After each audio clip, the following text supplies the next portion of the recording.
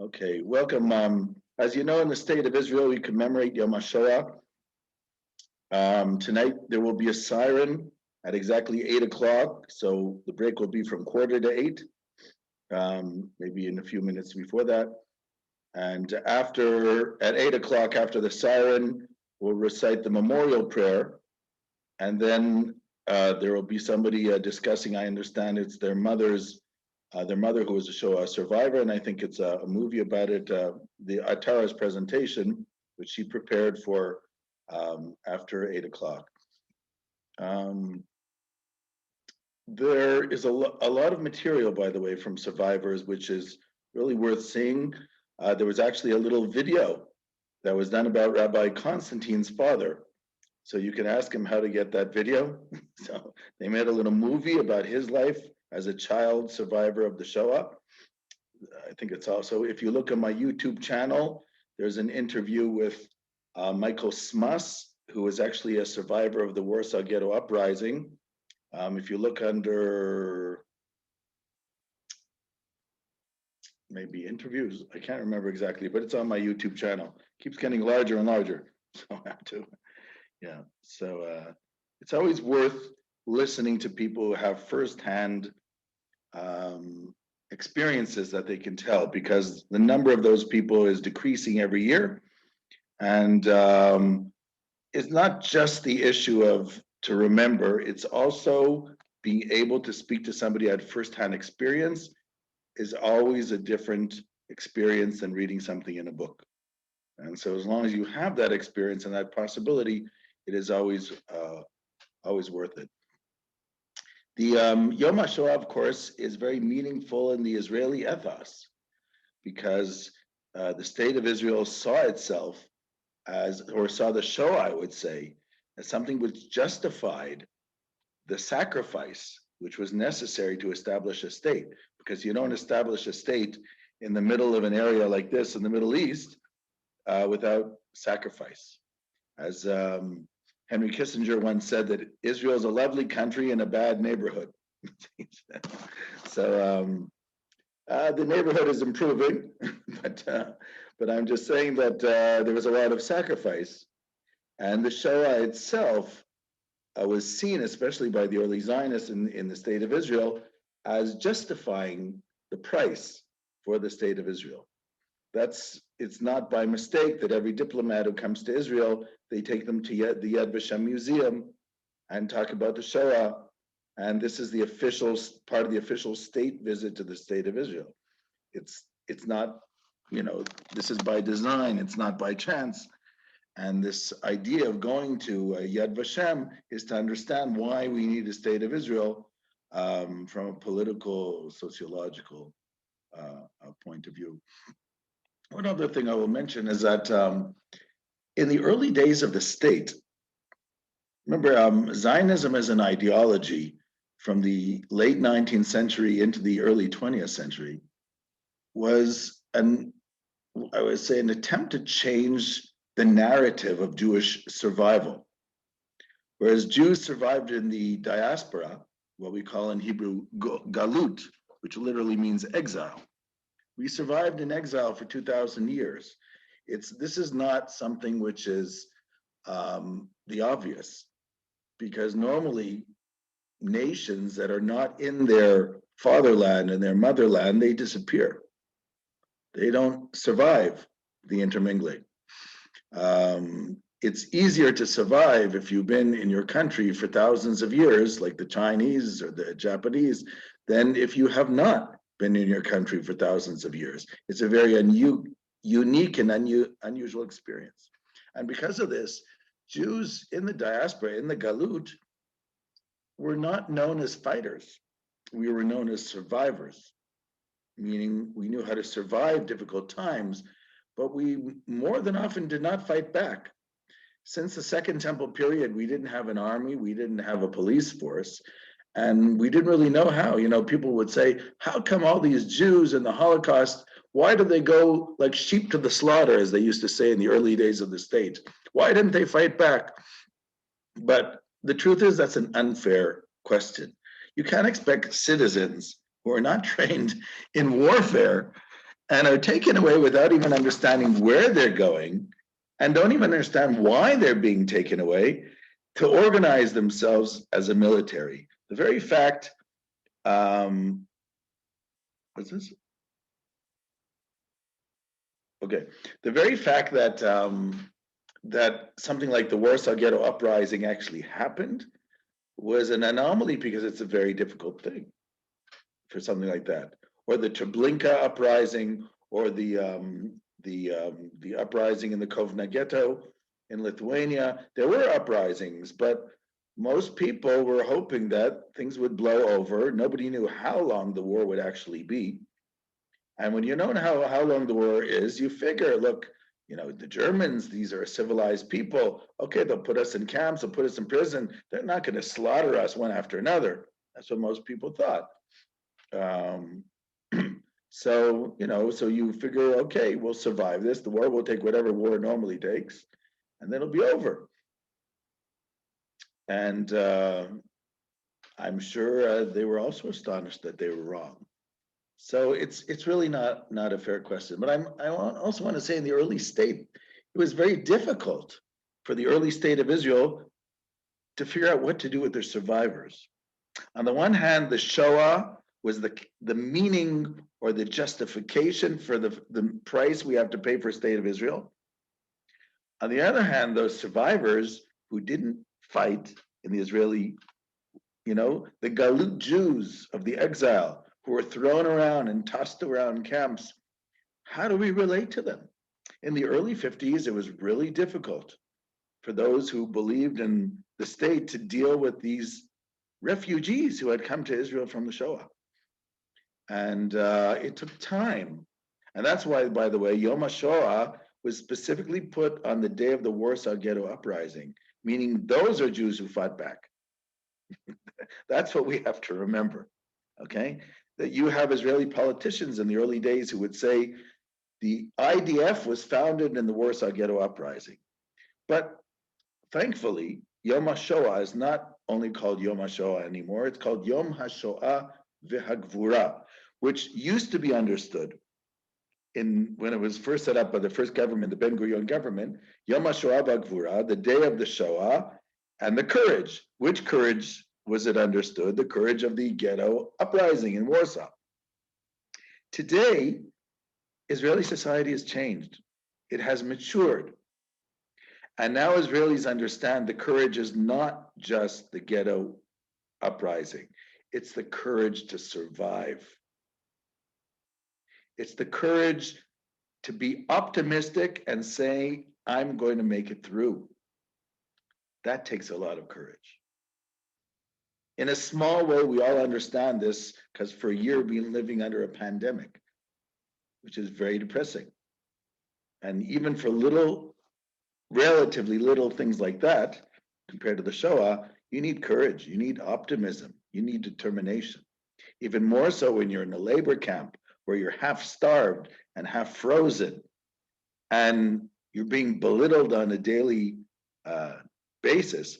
You need determinism, you need to be determined, you need optimism, you need hope. And this is really the test of human courage in the most profound way. So I would say today in the state of Israel, after, not just today, but in the last 30 years, I would say the country understands that the courage is not just the ghetto uprising. It's all the survivors. These were people who had determination, who had a sense of being and surviving, and they were able to make it through. Very, very significant lesson to be understood in that sense. I don't know if you've read the book by Man's Search for Meaning, Viktor Frankl, Professor Viktor Frankl. Viktor Frankl was a psychoanalyst from Vienna. You can look him up on Wikipedia. He taught in Vienna before the war in a university, and then, of course, like all other Jews, he was taken to the camps. And he was taken to Auschwitz, and he writes in his book how he took his manuscript with him of his book of logotherapy, something he had been working on for years. I mean, this book was his his baby. He'd actually gotten married like 3 years before the war. And he tells in his book, Man's Search for Meaning, which became extremely popular. I really encourage you to look for it. Man's Search for Meaning. I'm sure you'll find it on Amazon or wherever. He says he came to the camps, and even though he knew where he was, and right away when he walks in, and some guy says to him, stand up and don't tell them you're under 18. He was under 18. You look a little tall, say you're 18, and hold in your stomach and make yourself look strong, because he was carrying like all these things. People were telling him exactly what to do when he came in. And then finally he says, they said right, left, and then the selection. And then he went to whatever it was to the left. And then after the section, he said, what about, I have family members went the other way. Where are they? He walks into a barrack and he says, the guy in the barrack, where are they? Do you know? He says, they're out the window there. He looks out the window, sees a chimney. He says, where? He says, you see that smoke? That's them. He says, that was the first day he walked into Auschwitz. He says, but then he said he didn't know what to do. Like, he said, maybe he should tell people as a psychoanalyst, maybe he can help people in the situation. So there was one guy there who was in his bunk, because you're like with another 20, 40 people sometimes in a bunk. And I mean, in the bed area, hundreds of people in a bunk. Could be actually up to 1,000 in Auschwitz. And so he turned to this guy and says, look, we've been talking. I want you to know I brought my book. And this book is like really important to me. I just want you to know what it's about. And I just want to tell you, and I'm going to try to, guard it with my life. And the man turns to him and says, yeah, that's a good idea. He says, oh, finally he found a friend. And then 30 seconds later, the guy bursts out laughing. He says, he says, that's the most idiotic thing I ever heard. And then it dawned on him where he was. And then from now on, it's only about survival and nothing else exists. One last story about Viktor Frankl, even though that was not our topic. Frankl tells a story about a certain guy who was wondering, when is this going to be over? And then one day he sees the guy with a big smile. And this was around December. He says, what happened? He says, I had a dream last night. He says, really? What was your dream? He says, 1st of February, this is all over. I heard a voice tell me, 1st of February, it's all over. That's it. I'm telling you, I know. Okay. As we say in Hebrew, halavai, let it be so. And this guy was like very positive, and every day he was going out and came back and things were fine, and he was able to deal with a lot of the stuff that happens there. So December rolled by and it turned into January, and January was rolling by and it was coming towards the end of January. And it's a week before the 1st of February. And this guy is still okay. 3 days before February, this guy's looking a little bit depressed. 2 days to February, he's looking a little sickly. 1st of February came around, he said, he died. For him, the war was over. But Frankl says, this is an obvious proof that we need hope to survive. And he writes in his Man's Search for Meaning, he says, if I ever needed a proof that a human being needs hope to live, this is what I got on a daily basis. He said, who are the strong ones? Who are the ones who survived? Not the ones with the big muscles, but the ones who had something which kept their hope alive. It could have been a loved one, like he himself, who was hoping to be reunited with his wife, who had only married 3 years prior to that.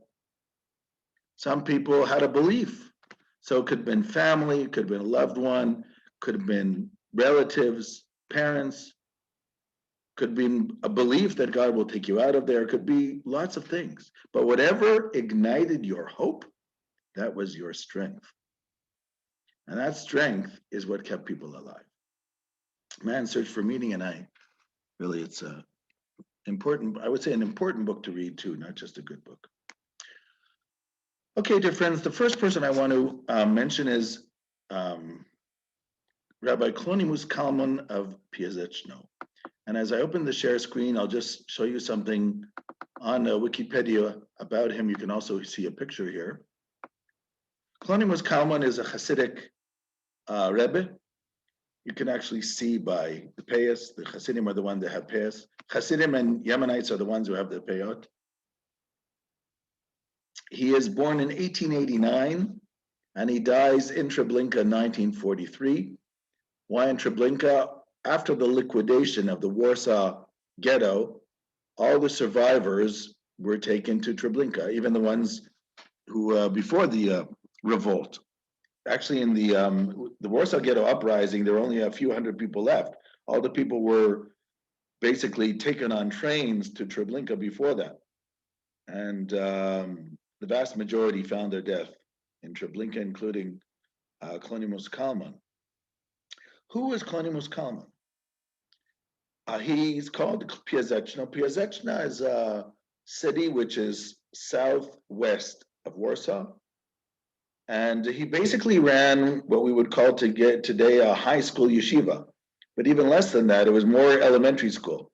The boys that studied under him in his school were there till the age of 14, and then they used to leave and go on their way.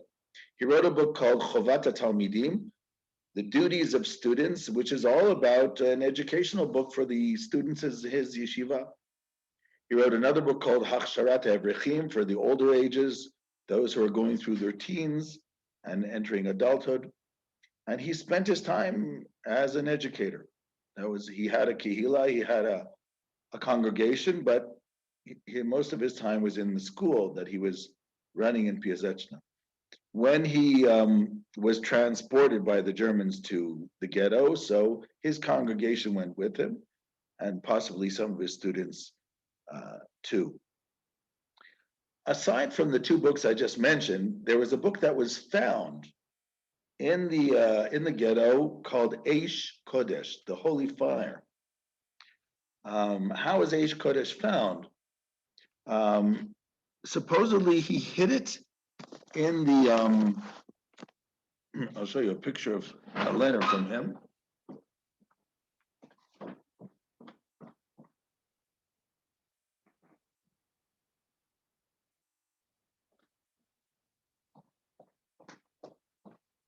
This is the book Eish Kodesh. It's really talks that he gave in the Warsaw Ghetto from 1939, the end of 39, until 1942. Remember, 43, it's all over, and he probably even left before, somewhere in, he probably left already in 42 at some time. And he buried it in a cylinder together with a letter. This is a copy of the letter in Yiddish, which was found together with the book, the manuscript Eish Kodesh.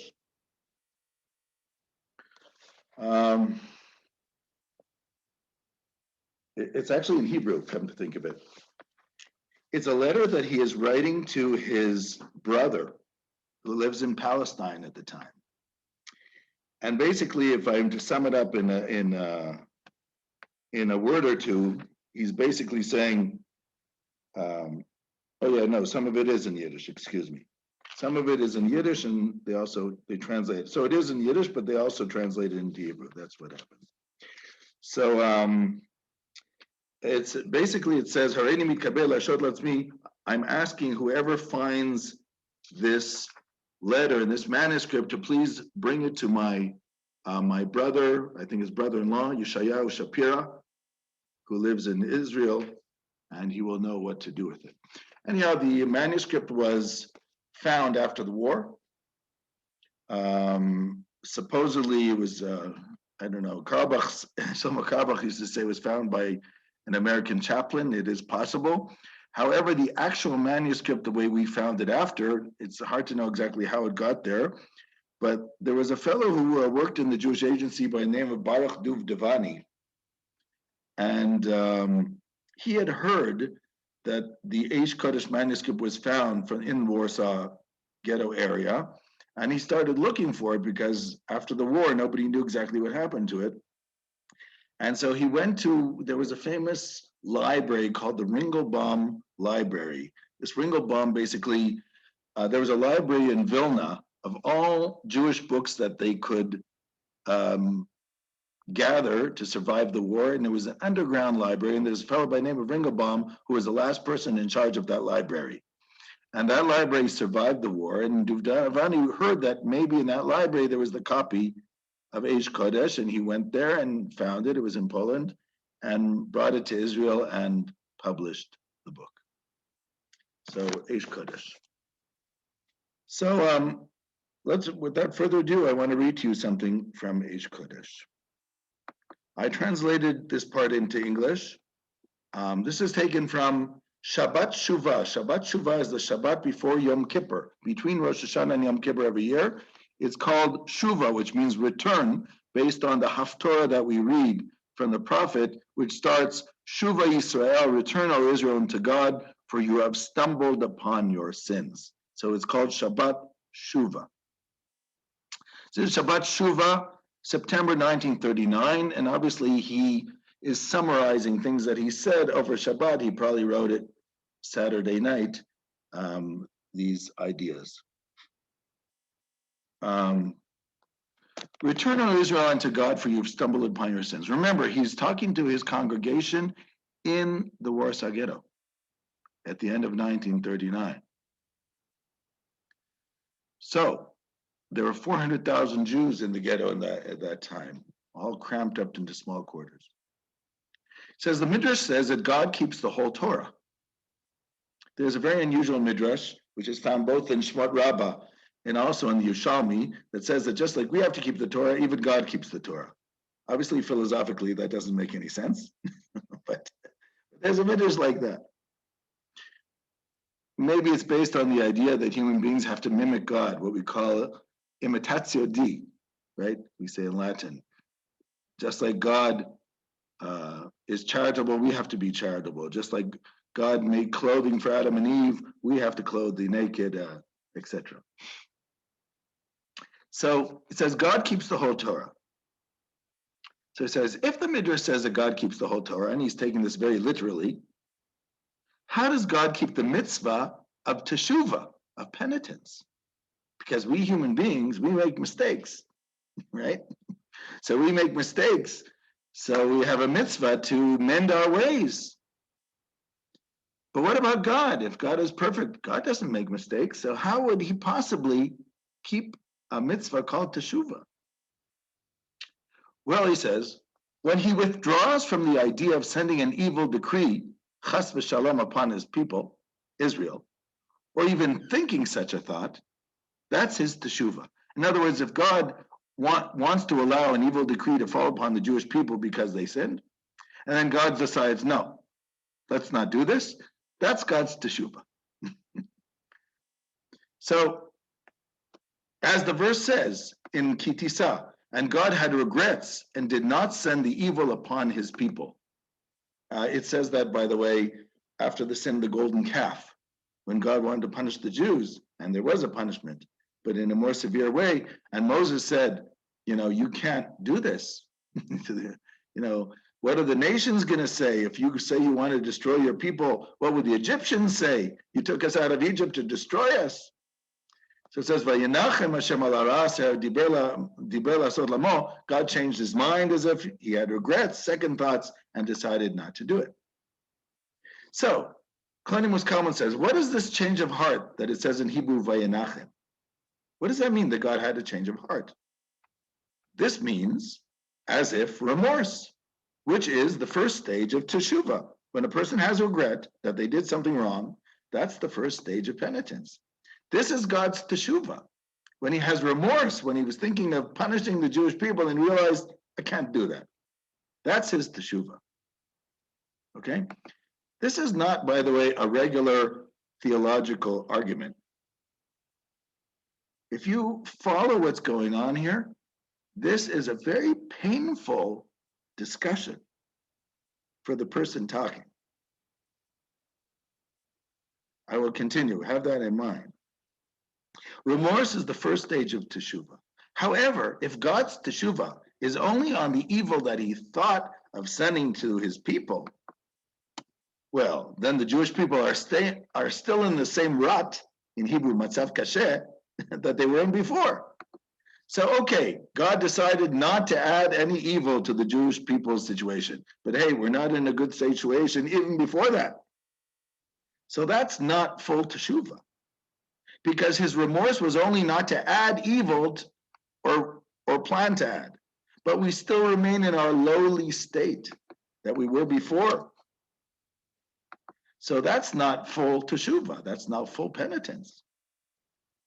Therefore, he says, it says in Tehillim, in the Psalms of David, Psalm 90, return, O God, until when? And have mercy on your servants. Shuv Hashem ad matai v'nachem al avadecha. It says, return, O God, until when? And have mercy on your servants. It means as if. Do teshuvah. You have to have penitence. What does it mean, until when? Until you have mercy on your servants, on the evil and the sorrow that is plaguing us. So, but even then, we're still in a lowly place. So if God doesn't make sure there's no more evil to us, we're still in a bad situation. Therefore, King David adds, Sab'enu baboker chastecha, fill us up in the morning with your kindness, and we shall sing and be glad all of our days. That is the real teshuvah. Meaning not just to stop an evil decree that's going to come to the Jewish people, but to transform our lives into, by your kindness, that we can sing and be glad for all our days. So Klonimus Kalman is saying, what is the real teshuvah, God's teshuvah? Here he is, few days before Yom Kippur. He's talking about teshuvah, penitence. He's supposed to be talking about penitence of people. Instead, his sermon, his drasha, is starting off with how God should make penitence. Sounds a little brazen, but he's basically saying that God, if you want to do teshuvah, because we're before Yom Kippur and it's your mitzvah and our mitzvah too, don't just stop the evil decrees. Transform our lives. Let it be much better than it is now, because we can't deal with this. Then the second part of his drasha, the second part of his sermon, we'll talk about human teshuvah. And he says, we too must do teshuvah. Also like this. How is our teshuvah? Just like God's teshuvah. It's not enough, because when a Jew does teshuvah, just on the sins that he committed through speech, thought, speech, and action, he remains in the same lowly place, since beforehand he was not so saintly and just without this particular sin. So the sin pulled us down, but it's not as if that we were at the top of the scale. But real teshuvah is, it says, Shuva Hashem, Shuva Yisrael ad Hashem lecha, return, O Israel, unto God, which means to return unto God, to uplift yourself in holiness and purity in God's service, and not just to refrain from sin. It says, just like we request from God to transform our lives to the good and don't just take away the evil, we have to do the same ourselves, not just to remove the sins that we did over the past year, but to try to transform our lives into holiness and purity. Now he's ending off this sermon, I would say, in a much more normative way for a sermon, for a drasha, which is given before Yom Kippur. But that whole first part, he is saying under great pain. If you just think, enter his mindset for a moment in the scenario that he is in, and you understand. He cannot be a yes, an amen sayer in front of his congregation in the Warsaw Ghetto. He knows exactly what's going through their minds, and his mind too. He can't pretend that the situation is the same as it was before the war. So he talks about God's teshuvah and human teshuvah. There was famous hassidic Rebbe which once said, I think it was the Chaim of Tzanz, he said, God, I don't mind suffering as long as I know it's for your sake. I just want to know it's for your sake. So nobody wants to suffer for nothing. So that was the first thing. The point is, though, it's very difficult. You're trying to instill hope and people have no hope.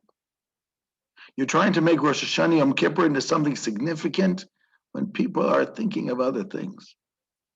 They're thinking of how to survive. It's not a simple situation.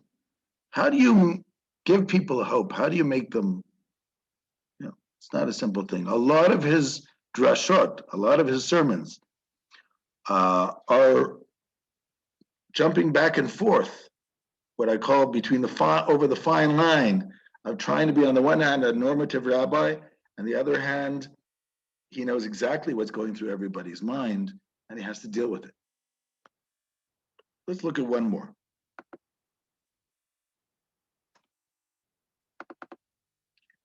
This next one is also taken Shabbat Shuvah, a year later, 1940. By the way, that's 1940, so it's actually Tafshin Aleph in the Hebrew calendar, because the Hebrew calendar starts around September, right, in Tishrei, Rosh Hashanah. So Shabbat Shuvah, September 1940. The book, I think, goes till 1941 or 42, I think till 42. This is said exactly 1 year later. Shabbat Shuvah 1940. He writes, this I said on Shabbat at the Kiddush, when everybody was, people were still there. He said, I thought that with all the suffering that we're going through, that when Rosh Hashanah arrives, our prayers will again be with an outpouring heart like water. That's what I thought, because we're suffering so much. Rosh Hashanah, you're standing before the king. This is going to ignite everybody into a real outpour of prayer.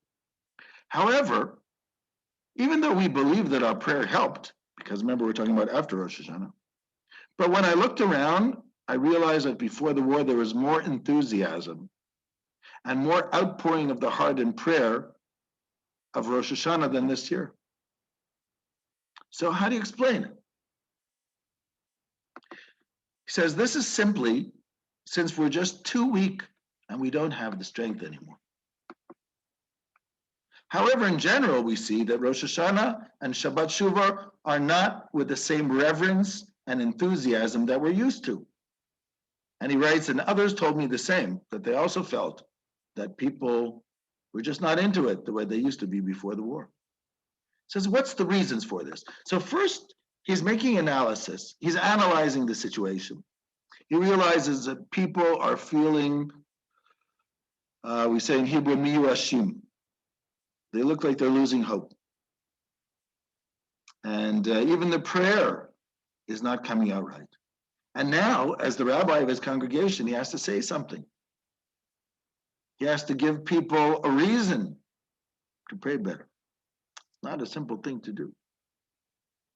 I continue. King David said in the Psalms, Karati v'yaneni, the day I called out, you answered, and my soul was elated and strengthened. It says, what does this verse mean? When a Jew prays and is answered, this gives him strength and enthusiasm to future prayer. When you pray and God answers even part of your prayer, it's encouraging. Let's do it again. Okay, I'm doing something right, and just listening. So, but when you pray, and not only do you not get answered, but the situation keeps getting worse, you become disheartened. And you can't pray with fervor anymore because you feel like nobody's listening. Says that's reason number one.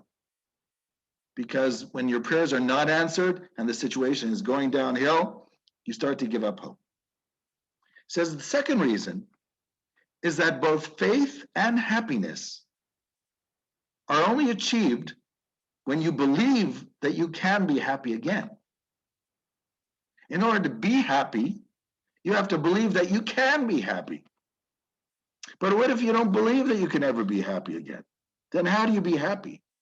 When you are really downtrodden and lowly, how can you actually be happy? Who's going to make you believe that you can be happy again? I continue. This is what happens in prayer. If you are downtrodden, it's really hard to pray with fervor. When you're feeling depressed, it's just difficult.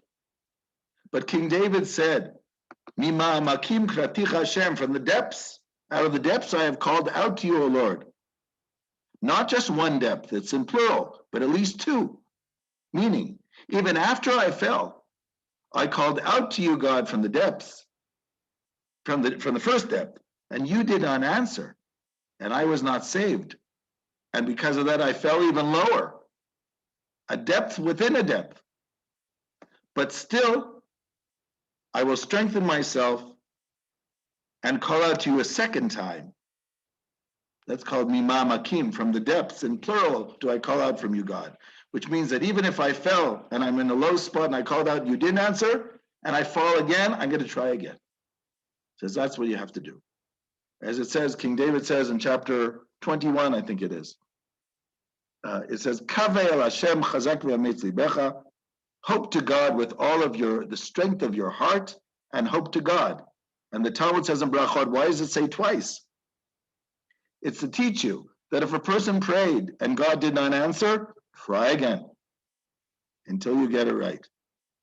So he's learning this from out of the depths, that even if you fall in different depths, says you have to keep trying, because that's all we got is hope.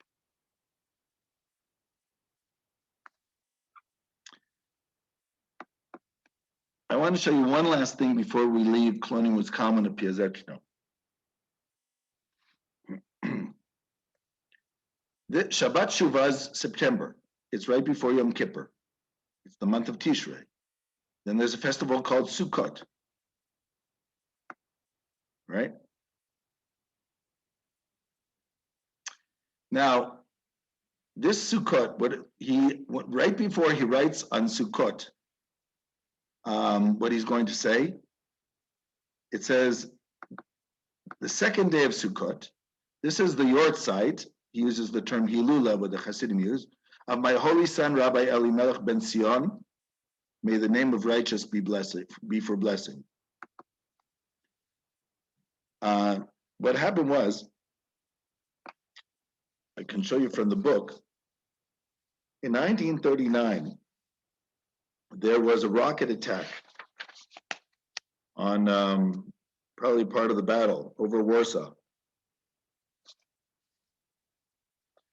And in that rocket attack on Sukkot, his son was killed. And if you look in the book, Shabbat Shuvah, which is in September, in Tishrei, this is what we read part of it before, his sermon Shabbat Shuvah 1939. His next talk is Parshat Chayei Sarah, which is about 2.5 months later. He has no printed sermon until Chayei Sarah. Why? He just couldn't do it.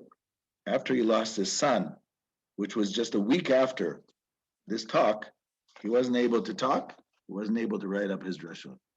So there's a 2.5 month gap in that book.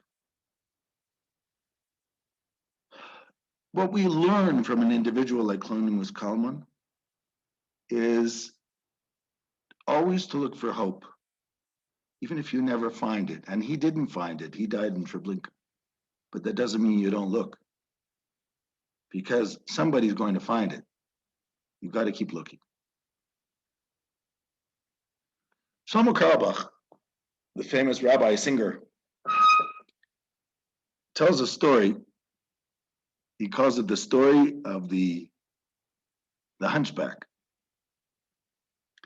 You can read about it. You can actually listen to it. They have these cassettes of Shlomo Carlebach telling stories. The hunchback. And the story is, he went to Tel Aviv. It was in the 1960s. He lived in New York, Carlebach. He was in Tel Aviv in the late 60s.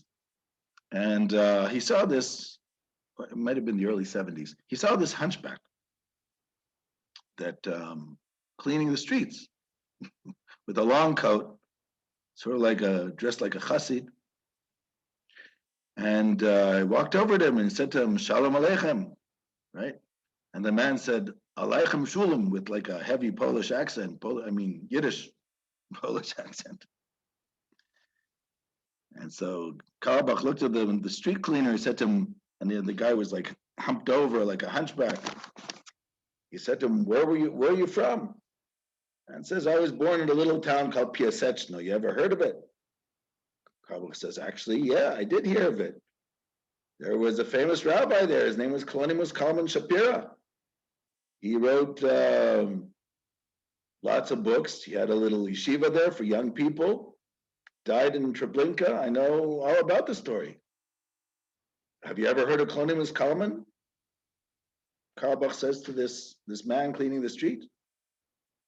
The man looks at Karabach and says, have I ever heard of him? He was my rabbi. He says, he was your rabbi? He says, yeah. I studied in his yeshiva ktana. I was in his school. Must have been 8 years old at the time, maybe 9 years old when I entered. I left at about 14. Yeah. Then we were all shipped off to the Warsaw Ghetto. And somehow I survived, and I don't know how, but it's a long time ago. Kabak says, wow, can you tell me something? I mean, you met the man. I'm a big fan. Just something you can remember from him? Hunchback looks at him and says, you think I remember anything after that experience? If you knew what I went through, you wouldn't think I remembered anything. I tried to wipe that out of my mind. I can't think about those things, you know? Kabak says, anything, something. There's got to be something you remember. He says, a long time ago. Kabak says, anything. You don't know me. I'll tell the whole world. Whatever you tell me, the whole world's going to hear. The man looks, he says, well, there might be something I remember. He says, please. The man straightens out his coat. He goes aside. There's some water there, like a sprinkler. He washes his hands. Comes back. Says, yeah, there is something I remember. I was in the yeshiva for a couple of years. I was a young man. And the Klonimus Kalman used to give us talks publicly once a day to the whole yeshiva. We also had, our teachers. And what I remember very well is that before every talk that he used to give, he, like a mantra, he would say to us, Gedenk Kinderlach, remember children, that the best thing in the world is to do a favor for someone. If you can do a favor for somebody, help somebody out, that's the best thing in the whole world. Nothing better than that. That's like gold. And that's what he told us over and over again. Before every talk, Gedenk Kinderlach, remember children, the greatest thing you can do in this life is to help another person. So that, I hear that in my mind. I can still hear my Rebbe's voice. Over and over again, that was his motto. Well, what can I tell you? Somehow I survived the war, alone, no family, no nothing. So I came here on the transport of Jewish agency, brought us from Poland to Israel, settled here in Tel Aviv.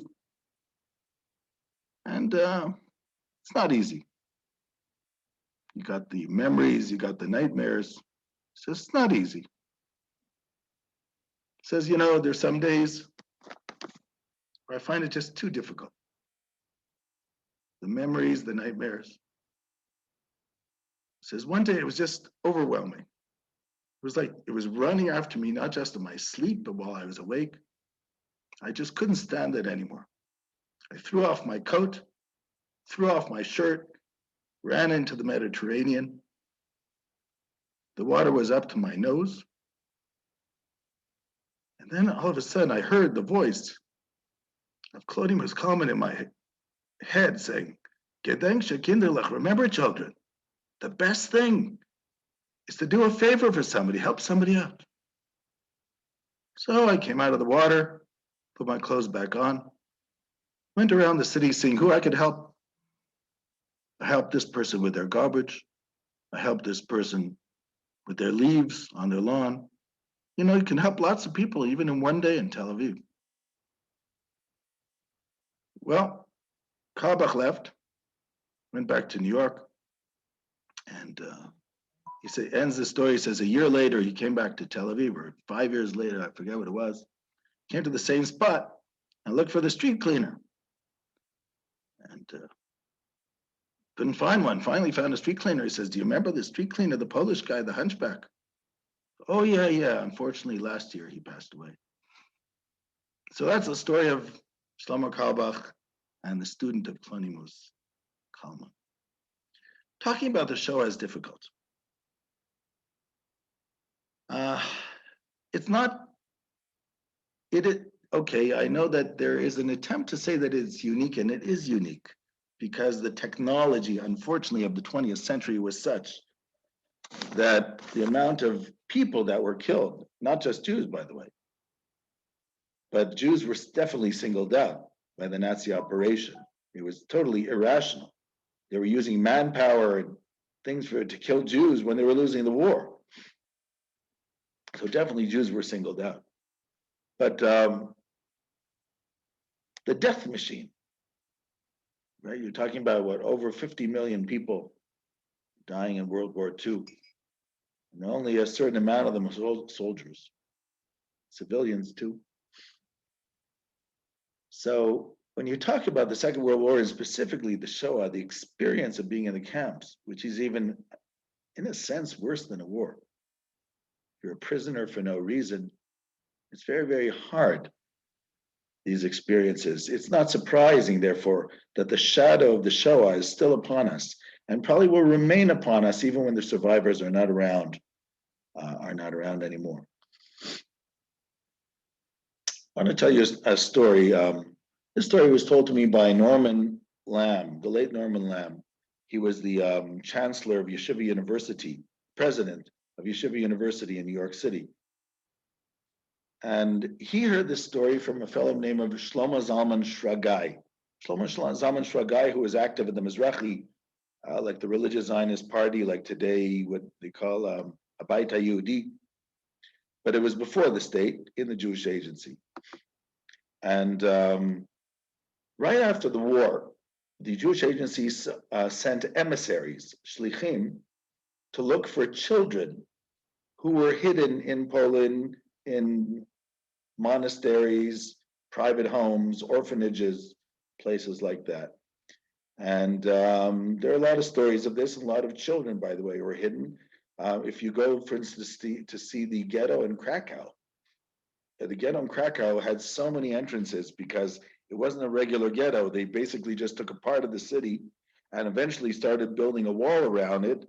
But a lot of the wall happened to be houses which had doors, and so it was very difficult guarding each door correctly, and people would pay off guards and send babies through in packages, and lots and lots of children were saved this way, including, by the way, there was Cardinal Lustiger, who was a Catholic priest in Paris, who survived the war, and he was born to Jewish parents, which he knew, and he was brought up by Catholics in Poland, and then later made his way to France, where he became a cardinal.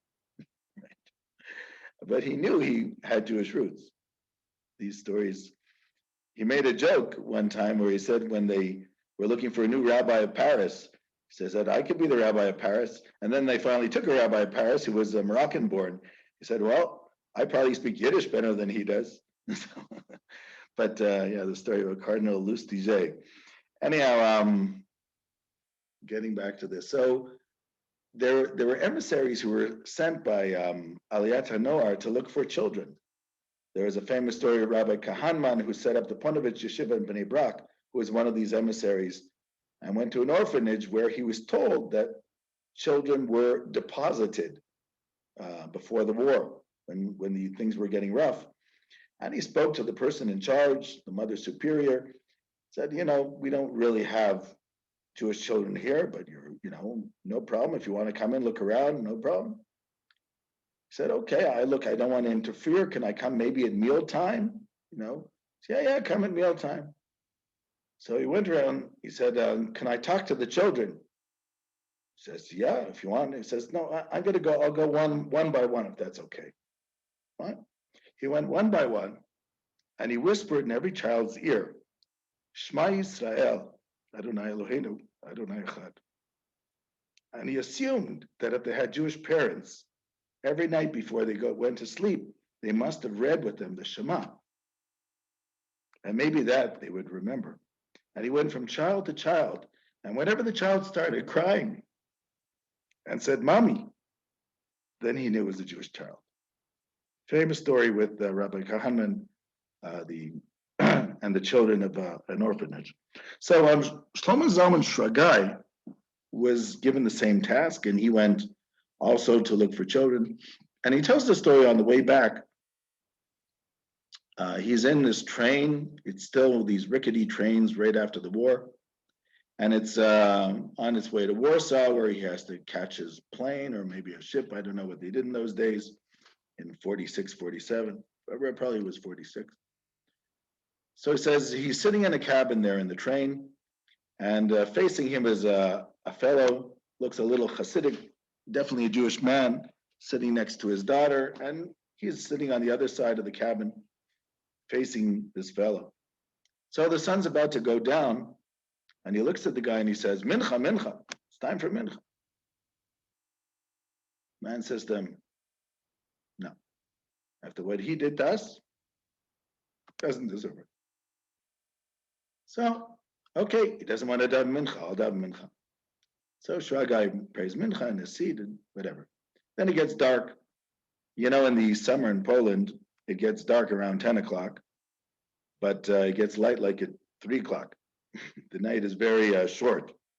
In Krakow and Warsaw, by 3 o'clock in the morning, the sun's up again. So he snoozes off. By the time he opens his eyes, the sun's up. He sees the sun up, and he sees the guy facing him in the train, putting on his tefillin and starting shacharit, the morning service. He looks at the guy a little bewildered, waits for him to put on the tefillin. He says to him in Yiddish, he says, "You're putting on tefillin?" Man says, "Yeah." He says, "But what did you just say to me 6 hours ago?" He says, "Oh, that." He says, "Yeah, that." He says to him in Yiddish, he says,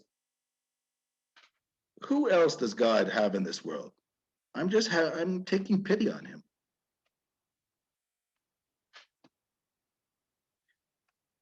Faith is something that exists even when you're angry and even when you're hurt. It's like a relationship. A real relationship, you don't break when you're angry and you're hurt. You say to your partner, I am angry and I am hurt. And then they know you still love them. So it's also an act of faith. I'll tell you one last story, an act of faith, and then I want to read something from, there are different acts of faith. Different people respond in different ways. For 9 years, I used to take students to Poland. I had this program called Chaverim for new Olim students in the universities.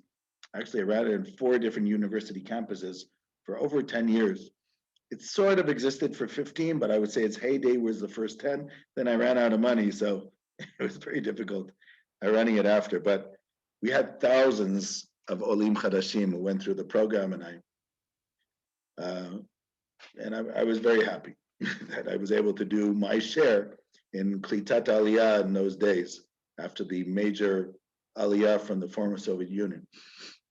So the second time I ran a trip to Poland, it was under the auspices of the claims conference. And okay, I'm sitting on a plane. I had a small group, maybe 15 people. And there's a fellow next to me. And okay, I'd been in Poland before 2-3 times, and it was all new, but it was interesting, meeting people, especially I would take them during the Klezmer festival on purpose, because then Jewish Krakow comes to life. And I want to give them a little bit of inkling of maybe what Jewish Krakow looked like before the war. It's not exactly, but it's something. It's better than nothing. And so every year we always planned it out exactly when the Klezmer festival, the Jewish Klezmer festival, would be in Krakow. And that was our base. So I was sitting next to this elderly gentleman, looked like in his early 80s. And I'm reading a book and he's looking at his paper. So wanted to strike up conversation. So I said to him, have you been to Poland before? He says, yeah, I was, but it was a long time ago. Okay, doesn't want to talk, that's okay. So I'm reading my book. 10 minutes later, the guy looks at me and says, I was in Birkenau. I said, oh, okay. Didn't really know what to respond. Birkenau, by the way, was what they call Auschwitz II. Birkenau. Okay. Looks at me again. He says, I was there for over 6 months. Oh. I go back to my book. 10 minutes later, he taps me on the shoulder, says, I don't believe in God. Okay. I go back to my book, goes back to his newspaper. Another 10 minutes goes by, looks at me again. He says, you want to know why? I said, okay, tell me. He says, look, when I was in Auschwitz, I told you 4 months out of the time I was there, my job was to take the bodies and bring them to crematorium. There was a few of us, that was our job. And I watched these crematorium and I watched these gas chambers. That's what I did every day. Watched the gas chambers, took the bodies, dropped them off the crematorium, came back for the next batch. That's what I did for 4 months straight. Says, I heard people screaming. Says, I heard rabbis screaming, there is no God. So what do you want me to do? He said. I could see the pain in his eyes. I looked at him. He looked at me. I went back to my book, and he went back to his newspaper.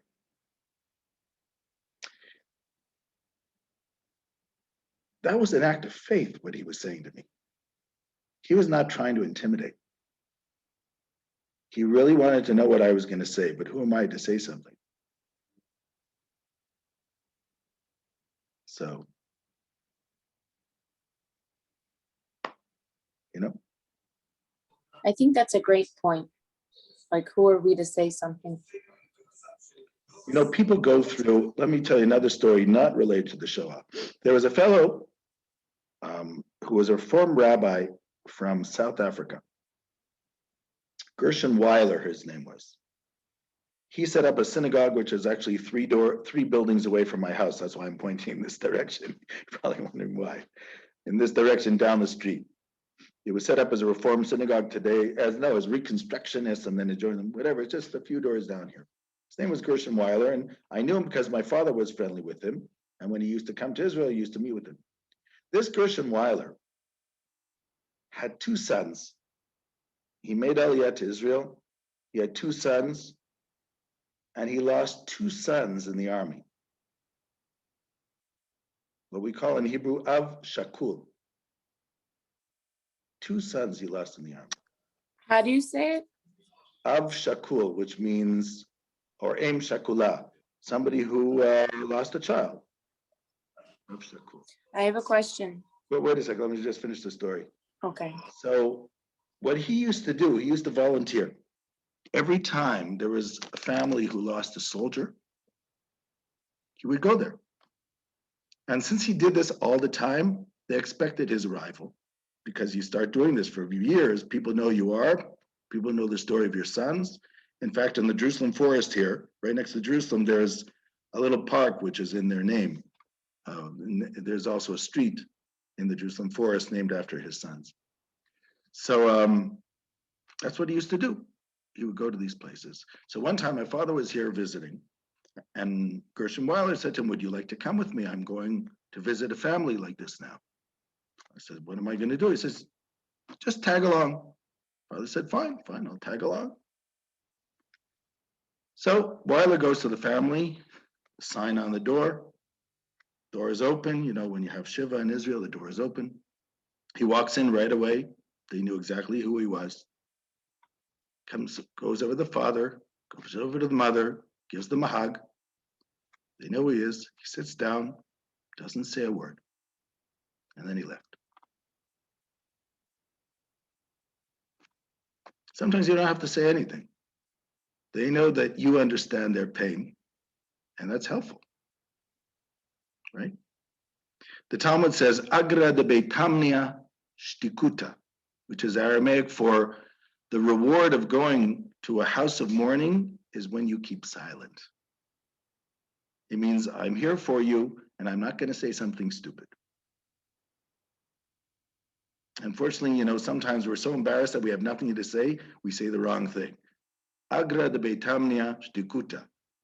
You get rewarded for sitting there in silence. If they talk to you and they want to say something, that's something else, but there's a reward to the silence. Yeah, Sarah, you wanted to say something.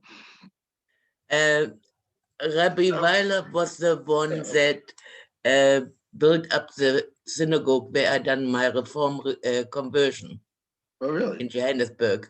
Interesting. My question is. Okay, thank you for saying that. Yeah, Sarah.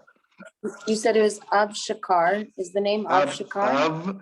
Av means father. Shakul, childless or missing a child. Cool. I'm trying to think of the word in English. Yeah. I have a question. What if you only have one child, right? If you lose one child out of 10, you're an Av Shakul. If you lose all 10, you're also. No, but what if you just have one child out of one child and you lose them? Is that called Av Shakul? Yes. If you lost any child, it's Av Shakul. It doesn't matter how many. Okay. All right. Thank you. That's just an Im Shakula. It was called Beit Emmanuel. Uh-huh. And that was in Johannesburg. In Johannesburg, yeah. Yeah, yeah. I remember him as a kid. Okay, I want to read to you, we don't have that much time, so I want to read something very quickly. This one I did not translate into English, I just didn't have the time. So I just want to read you something. Rabbi Oshri, I won't read you his biography. Rabbi Oshri, who when I was a kid, I actually met him because my father knew him when we were here in Jerusalem as a kid. I was like 13 years old at the time, and my father introduced me to him. Rabbi Oshri was a rabbi in Lithuania. He was actually a rabbi in Kovna. And during the war, there was a ghetto in Kovna, and he was a rabbi that people knew in Kovna, and people would ask him halachic questions in the ghetto. And some of the questions make your hair stand. After the war, he put together in 3 volumes, whatever he could remember, the questions that people asked, and he wrote in great detail, maybe more details after the war than during the war, of what he answered them. And based in his halachic decisions therein. Let me try to, okay, where's the first one? Okay. It's called Mima Makim, From the Depths, by the way, interesting, connecting to what we said before. It was published in New York in 1976, but obviously these are actual questions that were asked to him in the Kovna Ghetto, and we don't have much time, so I'll just give an idea. The question is like this. On Erev Rosh Hashanah, 1941, the Jews did not fulfill their obligation of bringing enough people from the ghetto to work in the forced labor. And the Germans were angry over the ghetto in Kovna because the Jews had to bring 1,000 people for this work, and that day they didn't do it. What is it called? Ghetto Nikovna? Ghetto? Kovna is the name of this. Kaunas. It's in Lithuania. Today it's called Kaunas. How do you say Kaunas? I've been to Lithuania. How do you say Kaunas? Kaunus. Kaunas. Okay, thanks. You can look it up on Wikipedia. We call it Kovna in Yiddish and in Hebrew. So, and the Jews didn't bring enough people to work. So they started grabbing Jews, and then they started killing them as a reprisal.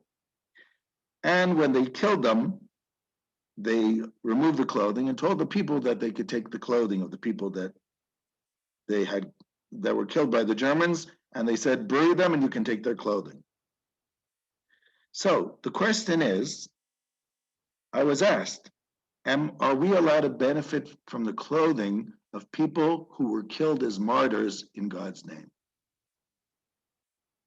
That's the halachic question that somebody asked. If a martyr is killed in God's name, meaning just for the fact that he was a Jew and did nothing, And are we allowed to benefit from that clothing? And obviously, they really needed the clothing because there was a lack of clothing in the ghetto. It's not just a theoretical question, but that's the question. Then he goes into a whole halachic discussion, which I'm not going to go in because we don't have a lot of. But at the end, he says, I allowed them to use the clothing for their children, for the children of the people killed, meaning so they could be warm. And Vashem Hatov Yiret Onyenu, and may God see our affliction, and may God take a vengeance for their blood, etc., etc. Question number one. I'm not going to go into these now, but I just want to show you some of the questions. Question number two. It was the 6th day of Cheshvan, 1941, 2 days before the terrible destruction of the Kovna Ghetto, when 20,000 men, women, and children were slaughtered and butchered in terrible cruelty, etc., etc. Says, then a fellow asked him a question. I'll paraphrase the question. He said, a guy asked him a question and said, look, when my time comes, I am afraid that they're going to do the same thing to my family. He says, if it happens and I see this, can I commit suicide first so as not to behold what happens to my family? That was the question. Okay.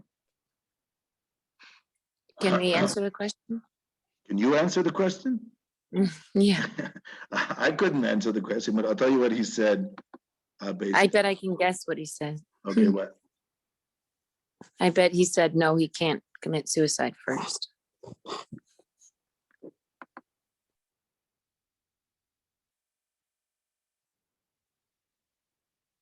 What he really said was, he says, if a person did it,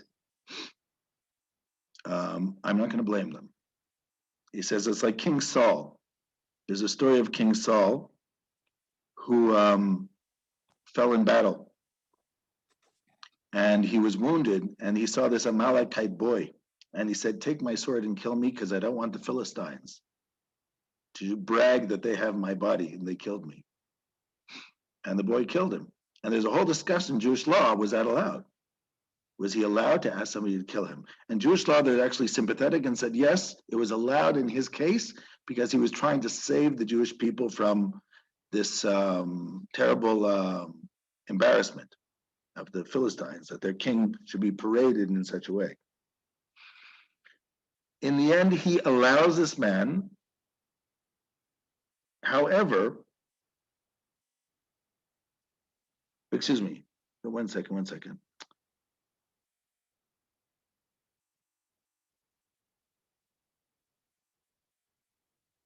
Oh yeah, excuse me, no, he doesn't say that way. He says, even though there is reason to allow this, I'm going to say it's not allowed. And the reason why it's not allowed is that we don't want to be accomplices to the Germans. That's what he writes. So you guessed right, Sarah. He says, even though theoretically we could have, I haven't read it for a while. Even though theoretically we could have said, we could have allowed this, I don't want to allow it because then we become accomplices to the Germans. There's no reason. And then at the end he writes, by the way, I want to tell you that I'm very proud to say that in the Kovna Ghetto, we had very few cases of people who even considered this. Right. Can I tell you how I knew it was right? Okay. I knew it because my dad's a history professor. Okay, very good. Then there's the discussion here, whether a person is allowed to take a fake identity, which says that they have another religion instead of Jewish in order to save themselves. What do you think he said there, Sarah? I think that it's not true, that you can't take on a fake identity, even if it's to save yourself. Okay, well, I can tell you. But in the case of the Germany and what happened in the Holocaust, I believe that it happened quite a bit. Yes, so maybe it did happen quite a bit. He actually does not allow it, which I was actually surprised. I thought he would, but he did not allow it. But de facto, yes, there were many, many cases like this. In Transylvania, you had many women in particular who had these documents showing that they were Christian from different churches, whatever. It didn't help in the end because This happened in my family, actually. yeah. So it didn't help, but the point is that so he didn't allow it, but you can see the questions that he was asked are really difficult questions. And I just gave you 3 examples here, but even though he goes into halachic discussion, and I always ask myself, who are these people who ask them these questions? You would think under such duress, you would just follow your own instinct. Why would you want to ask a rabbi under such unusual situation and unusual circumstances? I know. Okay, and I'll tell you, let's see if you think the same thing I do. Okay. No, please say, and then I want to see if you. Oh, I think it's the feeling of guilt that brings them to question. And in the end, the feeling of guilt is the feeling of faith and the question to yourself and the question to God within yourself. Okay. But that's my That's own not idea. what I was thinking, but I'll tell you what I was thinking. Okay. If you are in stormy times and you lose direction, because it's really easy to lose direction in the ghetto. You're starving, you're being pushed around, and all you want to do is just, who cares about laws? People writing him want this direction. They want the comfort of a rabbi who's going to help them remember that there is an ethical side to human beings, and we still have faith, and we still are But in Jews. the end, isn't that guilt? Wait. Let me finish. We still have faith, and we still are Jews. And it's like if you're in a storm and you don't know, you lose your direction, you go straight. When the storm's over, then you can figure out where you are. But you keep sailing straight and make sure that you don't go right or left. And so when everything is lost and you can't figure out which way your compass is going, you want somebody to help point you in the right direction to get you through that storm. And I think it's very comforting to be able to talk to somebody who is the rabbi of the city from before, who can actually give you this feeling of comfort and direction. Okay, one last thing you want to say, Sarah, and then I want to give everybody a break. Oh, I was just interested because I lived in Latvia before. I went to a school. It was the last standing synagogue, and I just happened to go there not knowing it was a synagogue. Okay. And I was invited to a dinner, and when I went to the dinner, they told me that in the bottom of the floor, there's a mystery that all the people who had gold teeth, like actually, they melted their teeth into the synagogue floor. And it made me think just of the story that you're talking about. It really has no question. So Wait, sorry. the person who told you that, were they Jewish or non-Jewish? They were Jewish. Okay. I don't believe it's true. No, I don't believe it's true either. I'll tell you why. There's a book called Holocaust by Bullets, which was written by, what was his name? A French Catholic priest. But in the end, they could be pretending to be Jewish, actually. No, what That's happened what I was, thought about when I met them. His father was in these camps in the Ukraine. It's called Holocaust by Bullets. He's not Jewish, obviously. And what happened was when he found out that his father, who didn't like the Germans, was put in a labor camp during the Second World War, he wanted to find out about the labor camp because his father never talked about it. So he went to the Ukraine, where the labor camp was, to find out. And then he discovered, there was a Nazi operation where they went from town to town in the Ukraine and made these pits and killed Jews and had the town people bury them. And so he got some local clergy to help him as translators, and they went from town to town trying to find out about these stories. And his whole book is documenting from eyewitnesses who were there as children, meaning as teenagers, and helped bury these people. And they were actually very happy to talk to somebody because they had to hold this secret with them, their whole lives. And especially being clergy, they felt more comfortable talking to him. And but he said a lot of places they went to people, there was this myth that all this gold was buried with these Jews from their teeth and from this because everybody thought the Jews were so rich. So when they went to dig some of these sites, people from the town would come over and say, "Did you find the gold? Was it there?" Right? He mentions that. Yeah, I believe that the guy was sort of a fake Jew and that he survived the war because he went to France and part of it and lied.